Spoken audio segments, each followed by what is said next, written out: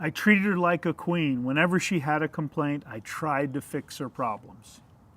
How often do we hear that from men? All the time, and I know that I thought the same way. I thought I did everything that I was supposed to do. Who told you what you were supposed to do? You know, I came up with my own story. I came up with my own set of rules. I also kind of looked at what society told me and tried to measure up. So the great lies of society is what we often base, or outdated rules of society is what we often base what we should do, how we're supposed to be. And it doesn't end well, does it? No, it generally is a distortion of what actually is going on, and then we have expectation, we have disappointment, we have frustration, and then eventually we wind up at resentment. And resentment will kill a relationship quicker than anything. And with nice guys, which we've all been, we're all on our own journey of nice guy recovery. With nice guys, we never, ever do anything to meet our needs. And then we're resentful when our partner didn't magically know exactly what we wanted, the needs we didn't verbalize or do anything to get, that we're supposed to. If I do this, I should get that. It's never gonna, it ends in resentment. Yeah, and we don't spend any time thinking about our own needs because we spend so much time thinking about how to please the other person. So we think that we're doing something for ourselves, but what we're trying to do is remotely control people and situations and circumstances, right? We're trying to get everything to line up so that we'll be okay, but we're not spending any time going to the source, going directly to our own happiness and being responsible for that. And we often hear, I spend all my time making sure everyone else is happy, and the man never takes care of the one thing he has control of making happy and is responsible for, himself. Does this sound familiar, brothers? Some of you are like, they're talking about my life. There's actually a cure to it. It's to actually start focusing on pleasing the one person in the whole world that you're responsible for, yourself. And what do nice guys say when you talk about being selfish in a healthy way, with being, prioritizing your needs? Yeah, the common response is, "Oh, I could never do that." That quote, I can't tell you how many times I heard, "I could never do that." Yeah. And it's just bullshit. It's just not true. It's true that it'll be uncomfortable the first time you do it. And in fact, when we work with a man and we say, "What is it that you want?" the first thing he says is, I have no idea. I really don't know. He knows that he's unhappy. He knows that he wants something to be different, but he doesn't know what he wants. He doesn't know who he is. He hasn't spent any time thinking about that. And so that's the first place to start, right? Is to ask it's like a litmus test. Yeah. You ask yourself this question, what do I want? And if the answer comes back to yourself, I don't know, then that's a sign. That's a sign that needs to change. And I asked it, what do you like to do for fun? And again, you get the same, I don't know, I don't get to do that. I've had men have to dig back to junior high and high school, and I had one. I used to love to go fishing. And when he said that, I said, when's the last time you went?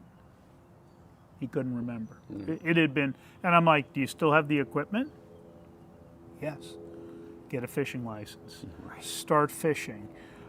During the pandemic, I was listening to audiobooks while I was fishing because I was like, I can relax and do something I love to do and be productive without it taking away from the other. It was kind of a double bonus. As you say that, I'm reminded of growing up. We used to go fishing. A lot of times we were just catching perch. Nothing wrong with that. And then just throwing them back because they were too small or whatever. Because it really wasn't about whether or not I caught any fish. It was about getting out. It was about getting away, nature. About having some time, about slowing down. And yeah, a fishing pole, a very basic tackle box, maybe even just a little tin can full of worms, of bobbers and hooks and worms. throw that in your trunk and just stop off someplace and go fishing, right? You got your fishing license and you got your audiobook, or just let nature be, binge watch nature. Yeah, I've taken all of my kids fishing. It's weird. I've taken my daughters fishing when they were younger, and didn't really take my son fishing until he was older. And then we went salmon fishing up in Alaska. He kind of liked that. And we went bass fishing now when we go to Texas to my sister and brother-in-law, because he's a huge bass fisherman, and my sister's become someone who loves to fish. So yeah, we have a blast. And there's nothing more enjoyable than hooking a big old fish. It's not even, like you said, it's not even about, we're not looking to feed the family with that fishing. Right. We ate all the salmon, trust me. We took every salmon we were able to take. But when we go bass fishing, it's catch and release. But boy, there's something about being together. It's relaxing, it's therapeutic, and then bam, you get the hit of a nice bass or any fish. I have pictures of my daughter Maddie holding up the fish, like the first fish we catch each year, like, as a 10-year-old, 11-year-old, 12-year-old. After about 13, she was done fishing, but she had a blast. And she lit up when she caught fish. And so it's something you can do with your kids as well.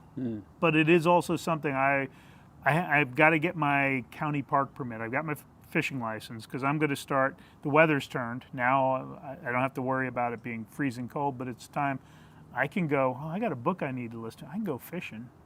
And I'm going to see if I can get a signal for your Happy Man coaching call on Mondays, 7 p.m. Well, I think, but based on where the park I like to fish at is, that I should get a pretty good cell signal there. So in the next couple of weeks, you're going to see me in a different location trying that out. And if it fails miserably, I might just have to fish on a different night, no big deal. But I'm going to be putting that pole in the water some more, because I'm going to do something that I want to do for me. There you go. Well, so there you go. What are you doing to take ownership of your happiness, to be responsible for your happiness?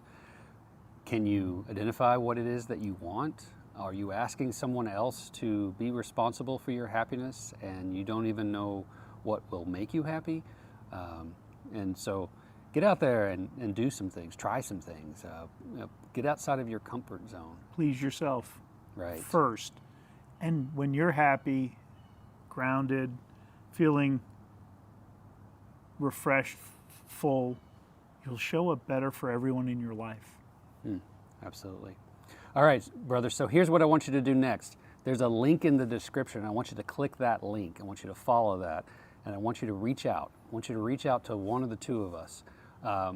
Join a community of men. I want you to begin this journey of figuring out what it is that you want for yourself and what will make you happy and how you can own that and take back ownership of it and relieve the people around you from the responsibility of trying to make you happy. The burden. It's not a responsibility. It's a burden because it isn't their responsibility, but you've given that responsibility to them. Right. And it hasn't worked.